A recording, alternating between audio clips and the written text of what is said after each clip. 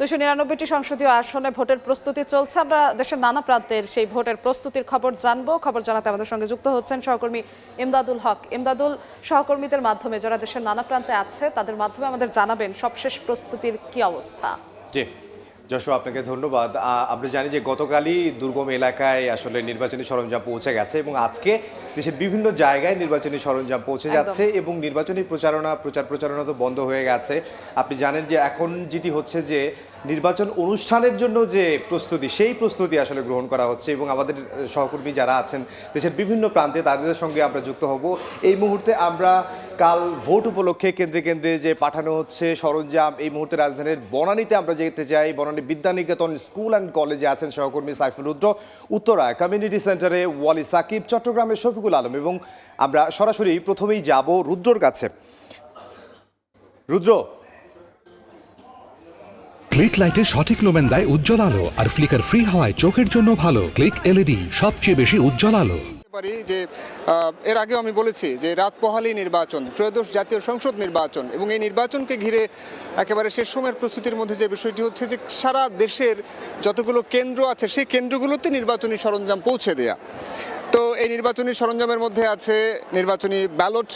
এবার 2টি ব্যালট যাচ্ছে প্রত্যেকটি কেন্দ্রে এবং এই 2টি ব্যালটের মধ্যে একটি থাকছে সাদা রঙের ব্যালট এবং অপরটি হচ্ছে গোলাপি রঙের ব্যালট। আপনারা জানেন যে সাদা রঙের ব্যালটের মাধ্যমে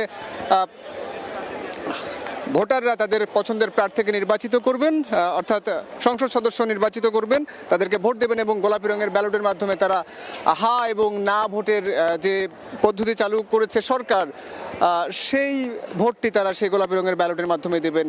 তো নির্বাচনী সরঞ্জাম পৌঁছে দেওয়ার বিষয়ে আমরা কথা বলছিলাম একজন সহকারী প্রিজাইডিং অফিসারের সঙ্গে। কথা বলে যেটি জানলাম যে রিটার্নিং কর্মকর্তার কার্যালয় থেকে নির্বাচনী যে সরঞ্জামগুলো আছে সেগুলো পাঠানোর সব ধরনের প্রস্তুতি তারা শেষ করেছেন।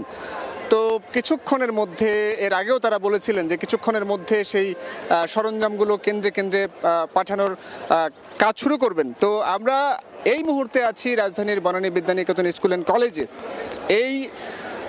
এই কলেজের মাঝে রিটার্নিং কর্মকর্তার কার্যালয় থেকে নির্বাচনী সরঞ্জামগুলো পাঠাবে এবং এখান থেকেই ঢাকা 17 আসনের যে 124টি কেন্দ্র আছে সেই 124টি কেন্দ্রে এই সরঞ্জামগুলো পাঠানো হবে। তো আসলে এই সরঞ্জামের মধ্যে আমি তো কিছু নাম বললাম যে ব্যালট আছে, অমোচনীয় কালি আছে, ব্যালট বক্স আছে।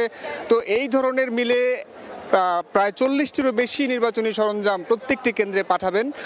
এবং যেটি দেখলাম যে বিভিন্ন যে কেন্দ্রগুলো আছে, অর্থাৎ 124টি কেন্দ্র থেকে প্রিজাইডিং অফিসাররা এখানে এসেছেন, কোনো কেন্দ্র থেকে সহকারী প্রিজাইডিং অফিসার এসেছেন, তারা অপেক্ষা করছেন।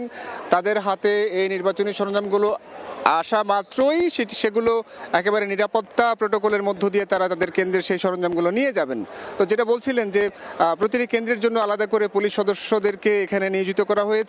তো সেই পুলিশ সদস্য এবং নির্ধারিত গাড়ি তাদের হাতে, তাদের কাছে পৌঁছা মাত্রই তারা এই সরঞ্জামগুলো এখান থেকে নিয়ে যাওয়ার চেষ্টা করবেন। তো আরও একটু জানিয়ে রাখি যে ঢাকা 17 আসনে 124টি ভোট কেন্দ্র আছে এবং এই 17 আসনের ভোটার সংখ্যা 3,77,000-এর মতো, এবং এখানে প্রার্থী রয়েছেন 12 জন। তার মধ্যে বিএনপি চেয়ারম্যান তারেক রহমান এবং বাংলাদেশ জামায়াত ইসলামের পক্ষ থেকে লড়ছেন খালিদুজ্জামান। তো আমার কাছে এখন পর্যন্ত নির্বাচনী সরঞ্জাম কেন্দ্রে কেন্দ্রে পৌঁছে দেওয়া এবং গ্রহণের এই ছিল সবশেষ তথ্য। এখন যাচ্ছি উত্তরায়, সেখানে আছেন সহকর্মী ওয়ালিউল সাকিব, তার কাছে জানবো সেখানকার এই মুহূর্তের খবরাখবর। সাকিব। আপনাকে ধন্যবাদ। আমরা জানি যে ত্রয়োদশ জাতীয় সংসদ নির্বাচন ও গণভোটের আর কিন্তু 17 ঘন্টাও বাকি নেই। তো সে কারণেই আমরা দেখতে পাচ্ছি যে রাজধানী ঢাকা সহ সারা দেশেই যে ভোট কেন্দ্রগুলোতে যে ভোটের সরঞ্জাম পাঠানোর প্রক্রিয়া সেটি কিন্তু পুরোদমে চলছে। এবং আমি যেখানে রয়েছি ঢাকা 18 আসনের এই উত্তরা কমিউনিটি সেন্টার, এখানে কিন্তু আমরা সকাল থেকেই দেখতে পাচ্ছি যে এখানে যারা বিভিন্ন কেন্দ্রগুলোর দায়িত্ব রয়েছেন প্রিজাইডিং অফিসার, তারা কিন্তু সকাল থেকে এখানে এসে অপেক্ষা করছেন। এবং আমরা দেখেছি যে সকাল 8টার আগেই কিন্তু এখানে যে ঢাকা 18 আসনের 218টি কেন্দ্র রয়েছে সেগুলো সব সরঞ্জাম কিন্তু এখানে এসে পৌঁছেছে। তবে সকাল 10টা নাগাদ এখানে কিন্তু এই প্রতিটি কেন্দ্রে সরঞ্জামগুলো বুঝিয়ে দেওয়ার কথা হয়েছিল, তবে এখন পর্যন্ত সেই প্রক্রিয়াটি শুরু করা সম্ভব হয়নি। তো সে কারণে আমরা দেখতে পাচ্ছি যে এখানে যত প্রিজাইডিং কর্মকর্তা রয়েছেন তারা এখানে অপেক্ষারত আছেন।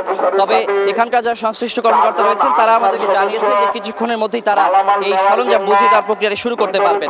তো একটু জানিয়ে রাখি যে এখানে আমরা যা সচরাচর সাধারণত যেমনটি জানি যে এখানে ব্যালট পেপার আবার যে ব্যালট বাক্স থেকে শুরু করে অমরচীন কালি, তো ভোটের জন্য যে প্রয়োজনীয় জিনিসগুলো সব সরঞ্জাম কিন্তু আসলে এখানে এসে পৌঁছেছে। এবং আমি একটু বলতে পারি যে এখানে যে ভোট কেন্দ্রগুলোতে যারা নিরাপত্তার দায়িত্বে রয়েছেন আনসার ও ভিডিপি সদস্যরা, তারাও কিন্তু সকাল থেকে এখানে অপেক্ষারত আছেন। তাদেরকে কিন্তু দায়িত্ব বুঝিয়ে দেওয়া হবে এবং তাদেরকে ব্যালট বাক্সগুলো বুঝিয়ে দেওয়া হবে। একটু বলে রাখি যে এই ঢাকা 18 আসন কিন্তু খুবই গুরুত্বপূর্ণ, কারণ এখানকার 218টি কেন্দ্রের মধ্যে 189টি কেন্দ্র কিন্তু গুরুত্বপূর্ণ অথবা ঝুঁকিপূর্ণ বলতে পারি, সেজন্য বাড়তি নিরাপত্তার ব্যবস্থা কিন্তু রাখা হয়েছে। তো এই মুহূর্তে আমরা চলে যাব চট্টগ্রামে, সেখানে